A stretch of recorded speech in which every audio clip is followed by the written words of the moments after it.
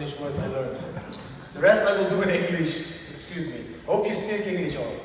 My name is Didi Taihuttu. I'm the father of the Bitcoin family, all the crazy guy that sold his house to invest everything in Bitcoin. First of all, I want to thank CIBTC to invite me to speak here. I want to thank the Cresio team for having me over and inviting me here and showing me a beautiful time yesterday in Granada.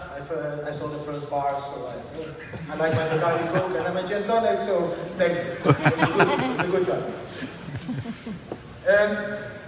Who am I? Is living slowly on crypto a dream, or is it already possible? I say it's possible. I prove it's possible. I teach people it's possible. I'm a speaker, I'm a writer. My first book is out now in English, in Dutch, now it's being translated in German and in English as well. I'm an advisor for many companies. One of them is Cresio, the one you see in front of. I will tell a little bit more about him later. I'm a vlogger, I'm a blogger. I'm living by example because I have 3 kids.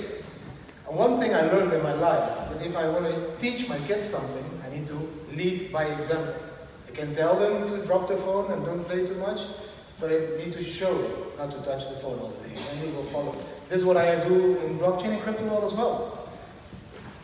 We were part of a few documentaries. Wall Street Journal made a documentary about us, Channel News Asia made a documentary about us, Arte made a documentary about us, and we are now talking to Netflix because of the thing we are going to do the next couple of years. This is my life story. It looks like a crypto life story. I was born in 78. My kids think I'm old. Normally at this point I can't get them on stage. They were standing up here in the Netherlands. In my youth I was a professional football player, and then I started to study higher economics. I soon needed to find a job, and that took me 3 months to figure out that I was not the type of guy to work for a boss. But that was because of an event. It was 14 November 2002, I will never forget. It was Wednesday evening. We always had dinner in my family at Wednesday evening. We had dinner, my mother cooked a very Dutch food table, and at the end of this evening she said, "Goodbye Didi, see you tomorrow, mom, love you." I went home, I went to sleep. At 2 a.m. in the morning, my brother called me. It was Didi, she's not breathing anymore, she's not breathing. I'm asking him who's not breathing, but I got to hear the stretch in his voice. Mom is not breathing. I dressed up, drove in my car to my parents' house. She was on the floor of the kitchen, she fell. She went 7 days in coma and she died. She was 48 years old, I was 24 at that point. I couldn't cope with those feelings. For me, I lost my mother. I didn't know what to do, so I became a workaholic. I just invest time in working.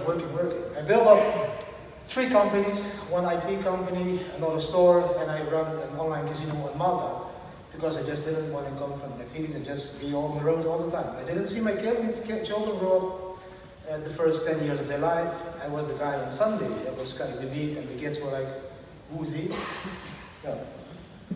Then I was on top of the world. I had a huge house, I had my cars, I had my Jeep Cherokee, I had my Audi Cabriolet, I had everything. I had my motorcycles, my kids had their own quads, they had everything. And then December 2014, oh sorry, I forgot something. In these years that I was on top of the world, I started mining. I'm mining Bitcoin and mining Dogecoin. There was this internship in my company. This guy came from school and he was like, "Did you ever hear about Bitcoin?" I was like, "No, what is it? Tell me more." He's like, "It's going to change the world. It's a revolution. It's going to change the monetary system. And you can become a millionaire." I said, okay, that's something I like. I was still a naturalistic guy, wanting to become this millionaire guy.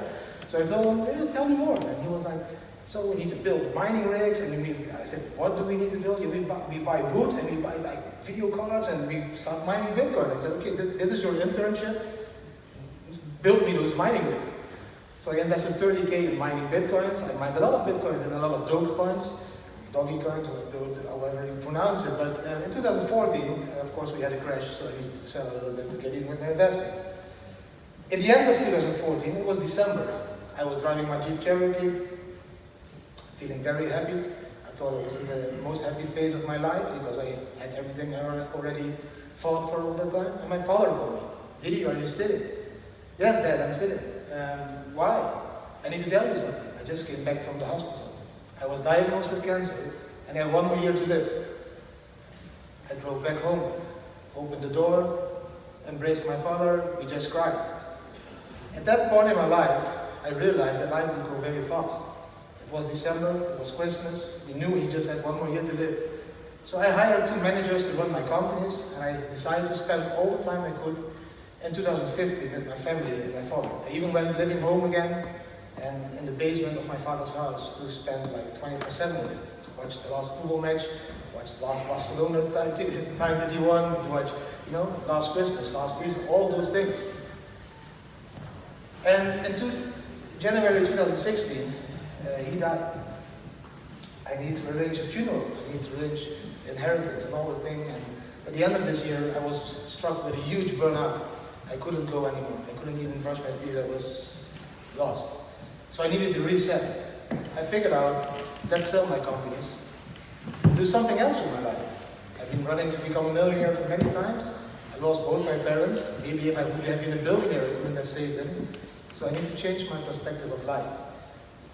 I watched my kids and I thought, okay, I need to spend time with them now, because the thing that happened to my parents can happen to me as well. And then I never spend time with my kids. I only spend time in working and accumulating wealth. So I decided to start to travel. And as a family, I sold my companies first and I started to travel. But during those travels, everybody was talking to me about Bitcoin and blockchain again. I thought, man, I'm not into it. I don't want to talk about Bitcoin and blockchain. You know, I just lost my father and let me grieve. But it kept like following me everywhere. It was in Bangkok, it was in Vietnam, it was in Australia, it was everywhere. Till we ended up on the beach in Bali. I was on the beach in Bali, I will never forget this moment. I was enjoying a beautiful sunset, my kids were doing all those tricks on the beach. I was drinking my Bacardi Coke, of course. And then my friend called me. And he said, Didi, do you still own your Bitcoins? And your Dogecoins? I said, yeah, I still have them somewhere. But I'm on the beach in Bali, drinking Bacardi Coke, I'm not going to check my laptop. Check them because they're going up.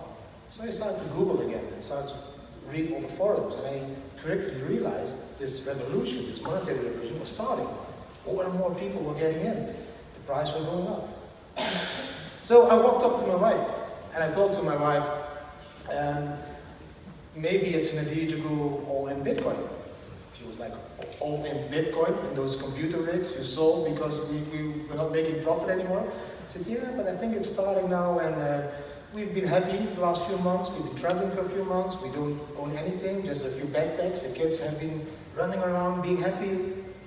We were never that happy as a family together. So I told my wife, maybe we just need to teach our kids that accumulating wealth is not the most important thing in life. It's about life. It's about living together as a family. And maybe we need to teach our kids this so that they can teach the next generation. So let's sell everything. Let's sell the house, the cars, everything, and just go all in Bitcoin, and let's see what happens. And she was like, Dee, man, I'm not going to sell all my shoes, man. I have 70 pairs of shoes. I'm not going to sell all my dresses. I said, I'm going to sell everything. And she didn't believe me, because I was the most materialistic bastard in the world. You know, I was this guy wanting to be on top of the world with the balls of Belvedere in the clubs. And he said, you're not going to sell a Jeep. So I quickly sold my Jeep online, and my other car, and my motor, and all the other things, and I invested in Bitcoin. And then she was like, you really want to change? You really want to become this minimalistic guy, spending time with family, as a family? Yeah, I really want this. So she said, yes, let's fly home and sell the house. We flew home and we sold the house for Bitcoin. Of course, it was sold in 2 weeks. We asked 80 Bitcoins at that point of life, and it was sold. And at that point, the media found out. And the media was like, selling a house for Bitcoin, a multi-level marketing scheme, it's like illegal, it's not possible. But I found some broker that did it, and he sold it for Bitcoin, so it was possible. So we were born to the Bitcoin family. And that was quite a huge change in life, because I intended to be on the beach just fishing and having fun, you know, not working again. But the Bitcoin family brand bombed us to work again. That's why I wear all those shirts all the time, to be or not to be. Quite a good shirt for this one. It can also be to Bankia or not to Bankia. Whatever you like.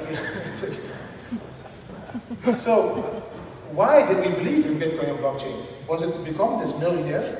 No. We already had a lot of money. We didn't want to be that filthy rich anymore. We just wanted to enjoy the family. We believe in the Bitcoin and the blockchain because it's open. Because everybody can use it, you know? My roots are in the Indonesian islands. in the Moluccan Islands, they call it. We visited this with my kids, and we saw that 90% of those people don't have a bank account, and we're not allowed to have a bank account because they make money with fishing or growing rice. So they are now able to use it. Open. It's open to everybody. That's what I like. It's decentralized. There's nobody that's in control. We are in control. You know? This is what I like. It's unconfiscatable, which is very important in my opinion. You know? I saw what happened in Greece. I saw what happened in Cyprus. People lost a lot of money. Their money was blocked. Their accounts were frozen. They could only cash 60 euros a day from their hard-earned money. This is not possible with Bitcoin. No, censorship resistant. I can always send it. Nobody can block my transaction. If I want to send, I send. There's nobody that will block it. It's ballers. I can send to my nephew in the Moluccan Islands 5 years without any cost, and he can use it over there in 6 seconds time. So these are the fundamentals of blockchain and Bitcoin we believe in as a family, and what we try to educate all the world at the moment.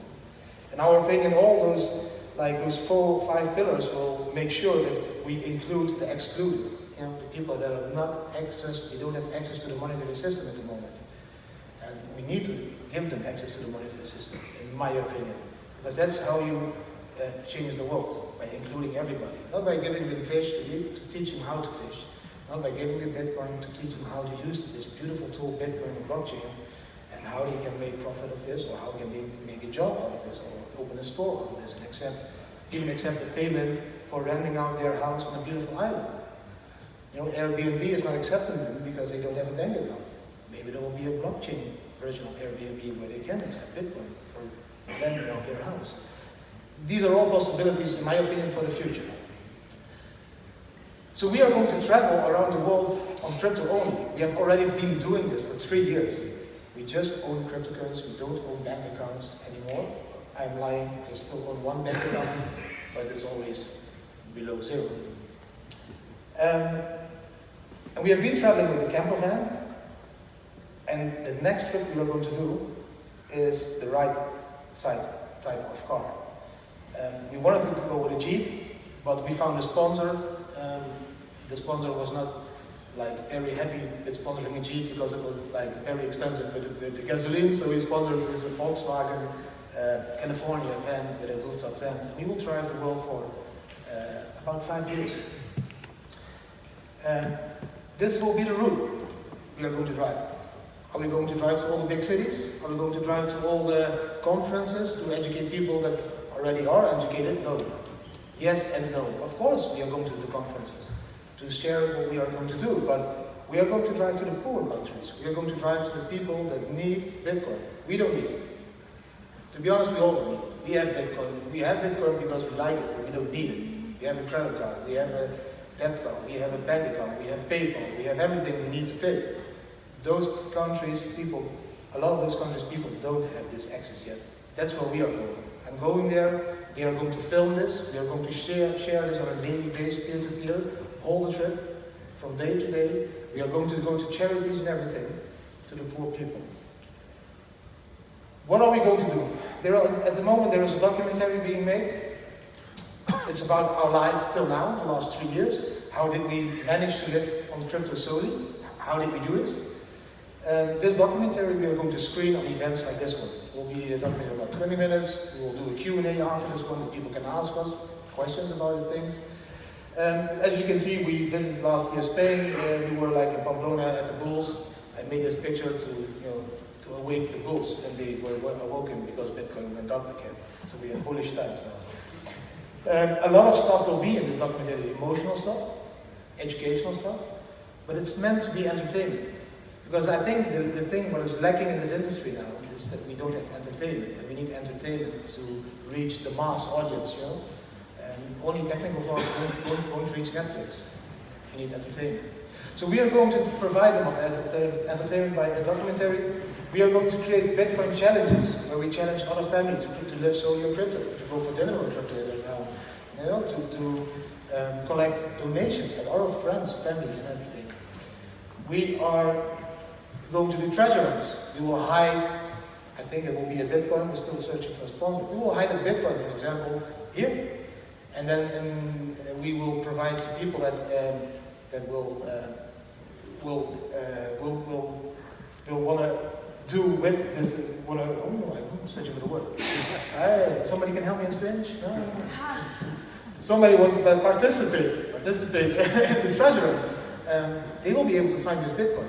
They will need to solve clues, and by solving the clues, they will see all the town. So it's a perfect combination on a conference, because the conference, everybody's sitting like this all day, and then after they're sitting all day, they can search for Bitcoin in town, and then we will show them the town by hiding the Bitcoin in special places, of course, and that they need the visitor spaces. So this is what we're going to do, and all of the revenue, everything, my speaking fee, the sponsorships, the revenue of the treasure hunts, Bitcoin challenges, selling of my book, everything we will donate to charity or to impact investments at places that need it. We are not going to do anything of this. The next couple of years, everything is going to poor people. Like we did to this orphanage in India. We were so happy that they made this painting for us, the Bitcoin family. Thank you for the donation. We just donated 1,000 euros to be honest, but that was food for a year for 26 kids. So this is what we are going to do all over the world now, by educating people on blockchain and Bitcoin, maybe getting sponsorships or money for it, and dividing it to the people that really need it.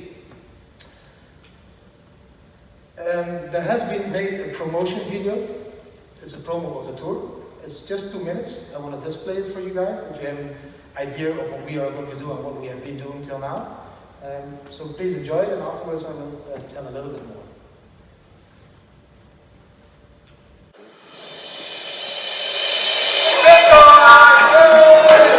Meet the Bitcoin family, famous for having sold everything they own for cryptocurrency. So you sold absolutely everything? Everything.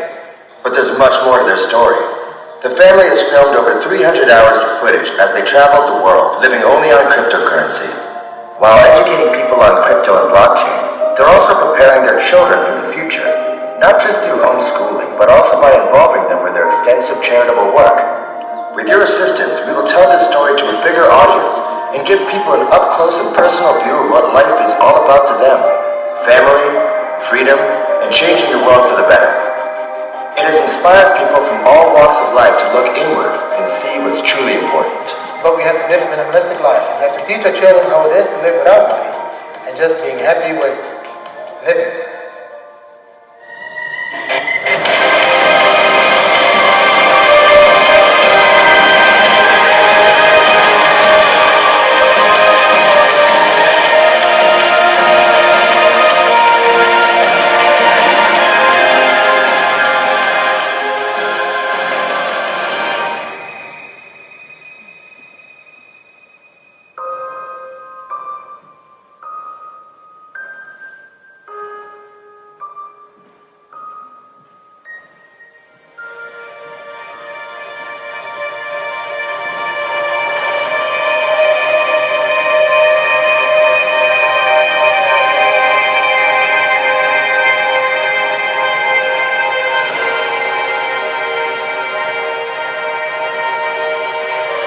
Join the family on this amazing adventure as a media partner or sponsor, and let's show the world their story and what blockchain and crypto is all about.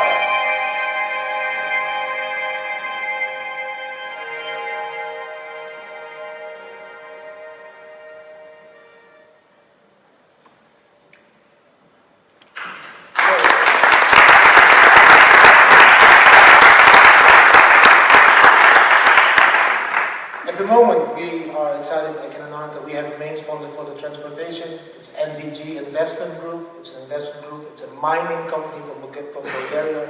They are very pretty Bitcoin maximalist, so it fits to our brand.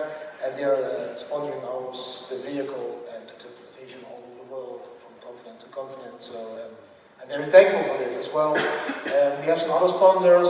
One of them is, of course, also Cresio. Again, I found them during the trip, and because I'm trading, and I recognize this small guy there for 12 years, who's a trading genius, I think. But Cresio is a beautiful multi-exchange platform you can use to trade on multiple exchanges, and I think it's very big, and you should visit their stand, and they will tell you all about the technologies, because I'm not the most technology guy, but more revolutionist. These influencers are going to support us. They are onboarding more and more every day. So we will have Winnie Wu, Chilnai, Venzen, we have Bitcoin Informant, are getting there. A lot of traveling families that have millions of followers. They will all help us with spreading the word and what we are doing to help people. There are still some sponsorship benefits again, but just talk to me if you want to help us, and we'll figure something out. You can always contact us at thebitcoinfamily.com. We have Telegram, Twitter, email, all the things. We also have TikTok at the moment because the kids want to have TikTok. I'm still trying to get used to TikTok, and we have Snapchat. So you can follow us all during this tour and just and experience this blockchain crypto adventure we as a family are living. And we will donate everything so you can experience very transparent. Every Bitcoin that comes in goes out, and we'll film it and we'll show it, and you will see a lot of happy faces. And we'll see a lot of people that need to be educated will be educated because we as the Bitcoin family chose to do so. This was everything I had to say today, so I hope you enjoyed my talk. Again, thank you to the organization for inviting me. It was a pleasure to be here. And tonight I will have some drinks in Granada. Everybody is welcome who wants to have a drink with me. I'm not an alcoholic, but I just like to have a drink now and then when it's very warm, so I see you. So thank you very much for listening, and enjoy the rest of your day.